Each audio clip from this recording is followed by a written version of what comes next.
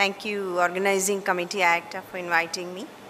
I'm going to talk on Fontan and what we should know. Jack Reichik, a chairman of the CHOP Single Ventricle Survivorship Program, said that one of the greatest achievements in the field of congenital heart care is our capacity to create survival for children born with only half a heart. These children with a single ventricle will have two major disadvantages: systemic arterial desaturation at rest and chronic volume overload to the ventricle. And without surgical intervention, they don't see age 1. So Fontan procedure was first performed in 1968 and described in 1971 by Fontan and Bhat. This is the paper they published in 1971 after performing this procedure for the first time. In that, they carried out surgery in 3 patients, and 2 of these operations have been successful. The new surgical procedure was used which transmits the whole vena cava blood to the lungs, while only oxygenated blood returned to the left heart. And the right atrium, in this way, was ventricularized. And with this success, there was a birth of this concept, Fontan concept. Univentricular Fontan repair is considered in the cardiac malformations with a single functional ventricle because of the absence of either an adequate atrioventricular valve or a pumping chamber, like tricuspid atresia, pulmonary atresia with intact ventricular septum, double inlet ventricle, and hypoplastic left heart. The above conditions rely on one functional ventricle to maintain their systemic and pulmonary circulation that are not connected in series. So what is Fontan concept is that it's a circulation where there is no pump to propel blood into the pulmonary arteries, since the systemic veins are directly connected to the pulmonary arteries. The subpulmonary ventricle is bypassed. The remaining post-capillary energy is harvested to pump the blood through the lungs. So the goal is to provide adequate pulmonary blood flow and cardiac output with minimal elevation in venous pressure. Systemic and pulmonary venous returns are separated, cyanosis is relieved, and volume loading on the ventricle is significantly reduced. Actually, it's a paradox, both a physiologically as well as existential one, because physiologically it has negative effects of elevated central venous pressure and its consequences, which is a natural result of a life-saving Fontan surgical strategy. But existence is achievable for the lethal condition of single ventricle type of CHD. At the end of we have a growing concern whether these patients will ever attain a fully normal quality and duration of life. After 20 years of his first surgery and the publication, Fontan published another article in Circulation in 1990 and said that they predicted a long-term decline in outcomes even in these ideal conditions and after a perfect Fontan surgery. And after another 40 years of the first Fontan procedure, Kirkline and Fontan published a paper in the perfect Fontan operation routinely achievable in the modern era in the cardiology in 2008. And they said that as the technical advances have moved practice closer to the perfect operation, the intrinsic limitations of the Fontan circulation have become more apparent. So how to achieve a Fontan circulation? Some basics, that at birth it is not possible to create a Fontan circulation because of the high PVR. SVC and IVC veins and pulmonary veins are of smaller size. So the stage approach is a better option for body to adapt progressively to a different hemodynamic conditions. At neonatal period, it is mandatory to achieve unrestricted flow from the heart to the aorta, so any coarctation or subaortic valve are repaired. Improved limited flow to the lungs by either stenting duct or creating a BT shunt. Achieve unrestricted blood return to the ventricle by septostomy. The infant is allowed to grow for several months. Pulmonary vasculature will develop more, PVR will stabilize, heart will be subjected to chronic volume overload. There will be some amount of ventricular function deterioration, and we should expect mild progressive desaturation of the patient. During this time, the volume overload to the ventricle is almost 250 to 350% of the body surface area. It causes ventricle to overgrow, eccentric hypertrophy, dilatation, and spherical reconfiguration and dysfunction, which are side effects of this palliative procedure. At age 4 to 12 months, Glenn shunt is performed, where superior vena cava will be connected to the pulmonary artery.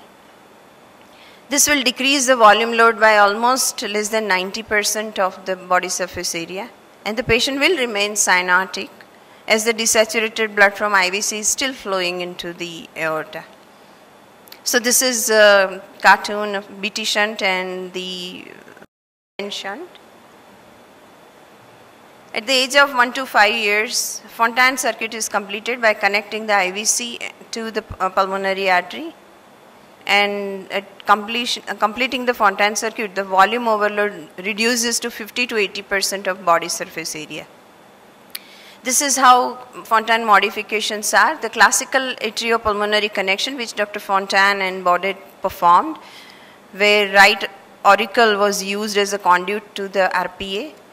There is a classical aortopulmonary connection, and then there is a lateral tunnel where some amount of atrium is used to create a tunnel intra-atrially. An extracardiac conduit where atrium is completely bypassed and there is a conduit used from IVC to SVC.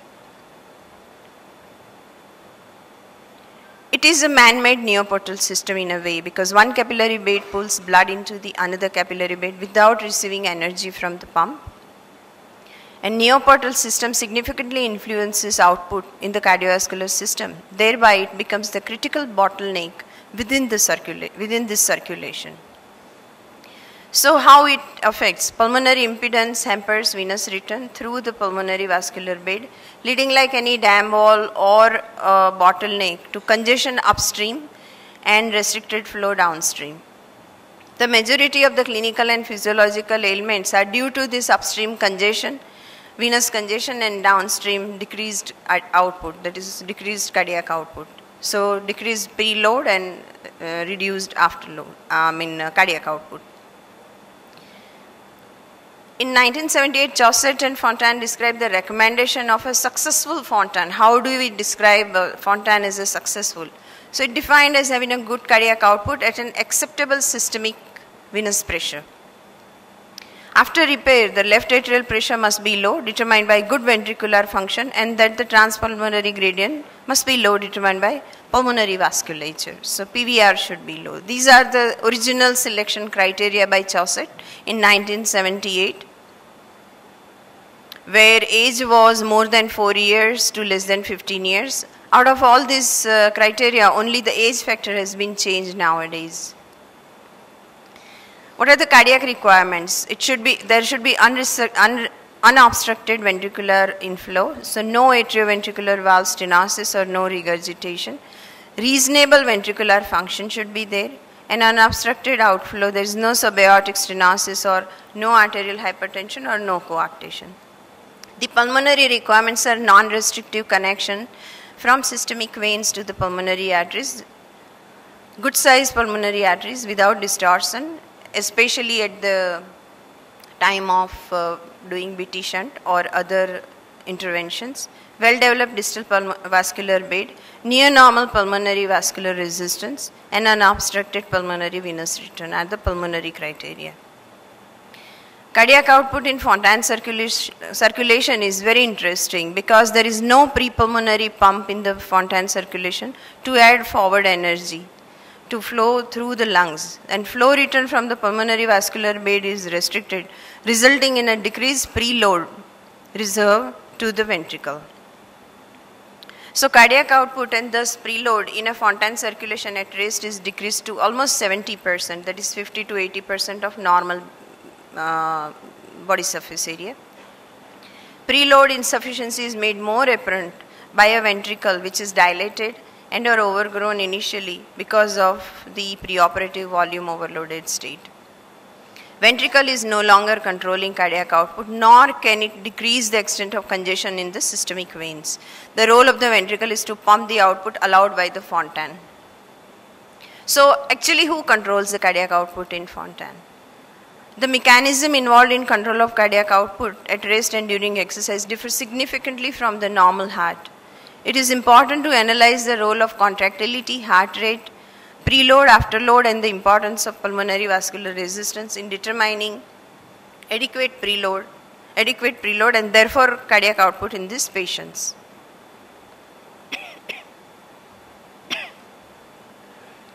Heart rate increase has no effect on cardiac output in Fontan circulation. Only in case of severe brady or tachycardia, normalization of the rate, physiological rate will improve output and hemodynamics. Adequate preload during exercise is crucial, and without adequate preload, if we try to increase heart rate, like as for example in exercise, it doesn't improve the cardiac output. So tachycardia is poorly tolerated with limited preload. But rhythm is very important, as loss of atrioventricular synchronization will cause an increase in the pulmonary venous atrial pressure and diminished ventricular preload with negative effects on the Fontan circuit. Maintaining properly timed atrial contraction in patient with Fontan is more than desirable. Preload to the ventricle is limited, but it's the most important determinant for the output. It's determined by transpulmonary flow and fenestration. Transpulmonary flow is determined by the transpulmonary gradient and transpulmonary resistance. Growth and development of pulmonary vasculature are invariably abnormal in patients with single ventricle, and on top of it some surgical interventions makes it more vulnerable for abnormality in their size and shape. Possibilities for pulmonary catch-up growth is possible during the initial palliative phase before a gland shunt. Impedance exerted by all the different elements of neoportal system is important for efficient flow in the Fontan circuit, like surgical caval pulmonary connection, pulmonary arteries, pulmonary capillary network, including the precapillary sphincters, and pulmonary veins with their atrial connections. PVR is the major determinant of cardiac output in postoperative Fontan patients. Mild increase in PVR significantly decreases output in Fontan. Fenestration is the single most efficient adjunct in the Fontan to increase the cardiac output. Fenestration acts as restrictive connection between the systemic veins and the preventricular atrium, thereby bypassing the major limitation to flow of PVR. So how it affects? Here you can see in the chart that there is ejection fraction and the circulatory output. So this is a normal, the PVR is here. So even if ejection fraction is good, as the PVR increases, the cardiac output drops. So PVR is very important, and it results in marked changes in the cardiac output. Only when severely impaired ventricle will influence the output. Positive pressure ventilation is known to increase PVR and will decrease the cardiac output. So at the earliest, spontaneous ventilation is always helpful in the immediate post-op period. Altitude also causes some patient having a failing Fontan circuit at high altitude, but it improves at the sea level. Levy et al. Has demonstrated abnormal histology with thickened distal pulmonary vessels in all patients with Fontan circulation who had pulmonary pressure above 18 mm Hg, and he also said that almost 51% of those with low pulmonary pressure also have abnormal histology in the pulmonary vessels. Endothelin upregulation was identified in a failing circuit. Drugs which have an effect on certain endothelial factor like sildenafil, bosentan, nitric oxide increases cardiac output in the selected patients. Inotropic drugs can enhance ejection and output of a ventricle with preload reserve. In those patients who have adequate preload, inotrope can help.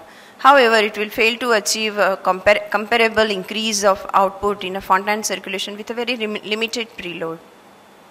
The ventricle will squeeze harder but not more than what Fontan provides. Some increase in output can be expected in the presence of severe ventricular dysfunction, not due to underloading. Throughout the Fontan strategy, the ventricle is exposed to very different and extreme loading conditions, which causes structural remodeling and cardiac dysfunction at many levels. The ventricle thus evolves from volume overloaded and overstretched to overgrown to severely deprived. With decreased output and reduction in preload, there will be arterial vasoconstriction and increase afterload. As a secondary phenomena, deprived ventricle in a Fontan circuit shows both systolic and diastolic dysfunction. Fontan patient who is in a chronically low cardiac output state will generate an increased systemic vascular resistance in order to maintain blood pressure. And any attempt to reduce this afterload without preload reserve will cause a disaster, and it is not helpful in especially Fontan circuit. Increased afterload is a consequence rather than a cause. When excessive, it may result in rapid deterioration of the ventricle, especially if the systemic ventricle is right ventricle.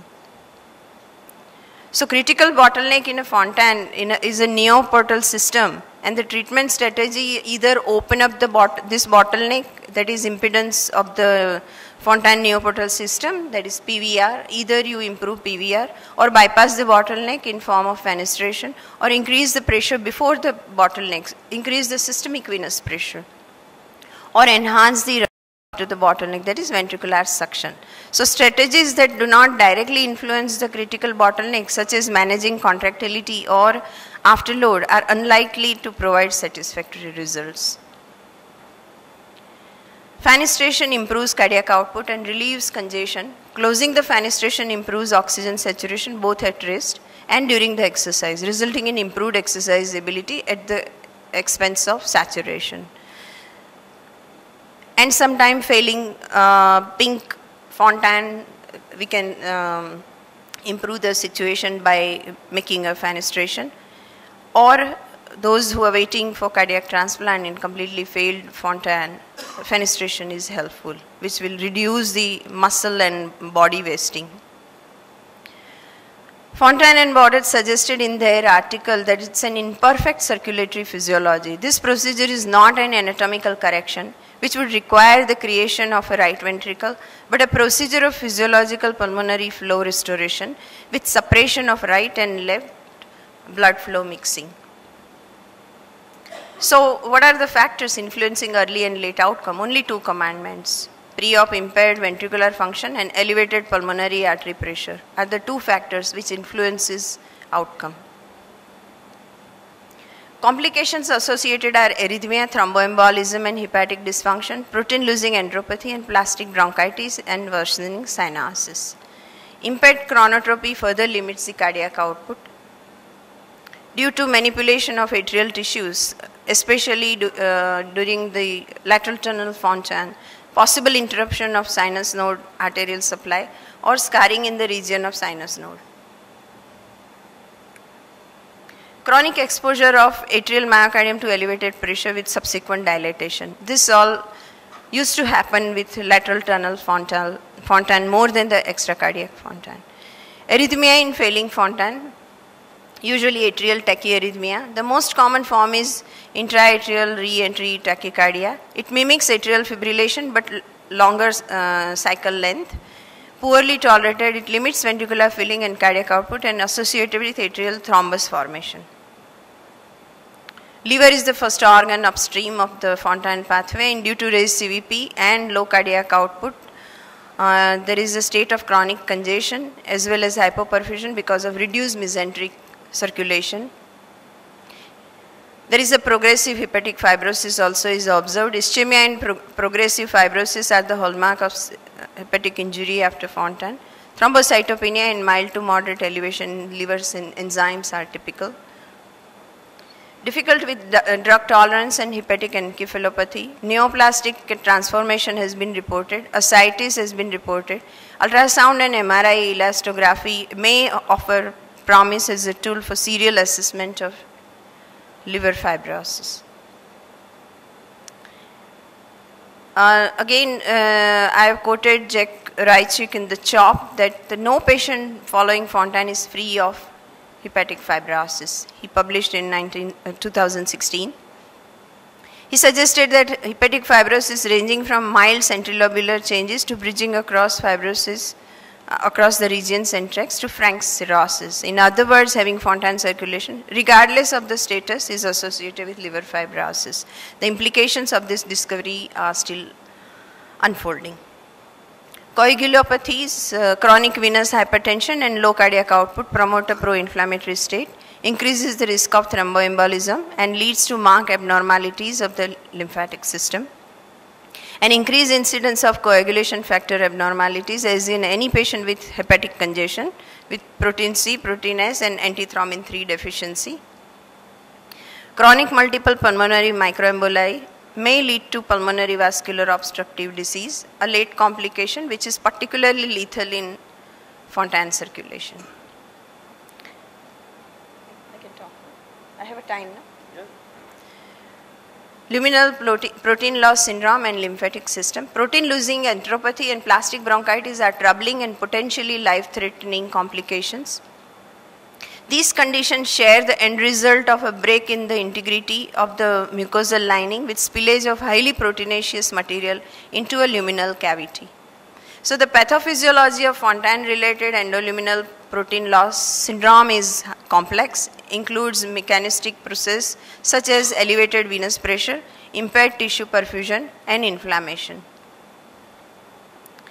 Initial onset of PLE, in the initial onset of PLE, protein losing enteropathy, intestinal specific anti-inflammatory agents such as oral controlled release budesonide may be helpful.